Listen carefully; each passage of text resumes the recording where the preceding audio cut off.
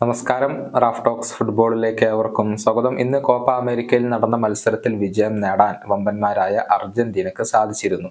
എതിരില്ലാത്ത ഒരു ഗോളിനാണ് ചിലിയെ അവർ പരാജയപ്പെടുത്തിയിട്ടുള്ളത്. മത്സരത്തിന്റെ അവസാനത്തിൽ ലൗറ്ററോ മാർട്ടിനസ് നേടിയ ഗോളാണ് അവർക്ക് ഈയൊരു വിജയം സമ്മാനിച്ചിട്ടുള്ളത്. രണ്ട് മത്സരങ്ങളിൽ രണ്ടിലും വിജയിച്ച അർജന്റീന കോപ്പ അമേരിക്കയുടെ ക്വാർട്ടർ ഫൈനൽ യോഗ്യത ഇപ്പോൾ കരസ്ഥമാക്കിയിട്ടുണ്ട്. മെസ്സി മത്സരത്തിന്റെ മുഴുവൻ സമയവും കളിച്ചിരുന്നു. മോശമല്ലാത്ത രൂപത്തിൽ അദ്ദേഹം കളിച്ചിട്ടുണ്ട്. പക്ഷെ പ്രതീക്ഷിച്ച രൂപത്തിലുള്ള ഒരു പ്രകടനം അദ്ദേഹത്തിൽ നിന്നും പുറത്തു വന്നിട്ടില്ല.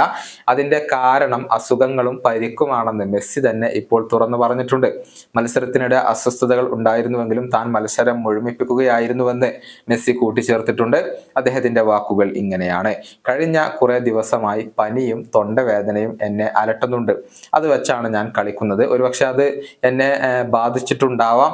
കൂടാതെ ഇന്നത്തെ മത്സരത്തിനിടെ മസിൽ ഇഞ്ചുറി എന്നെ പിടികൂടുകയും ചെയ്തിട്ടുണ്ട്. പക്ഷെ മത്സരം പൂർത്തിയാക്കാൻ എനിക്ക് സാധിച്ചിരുന്നു. എന്നാൽ ആ ഒരു ഇഞ്ചുറി സീരിയസ് ആവില്ല എന്ന് ഞാൻ പ്രതീക്ഷിക്കുന്നു. ഇതാണ് മത്സരശേഷം മെസ്സി മാധ്യമങ്ങളോട് പറഞ്ഞിട്ടുള്ളത്.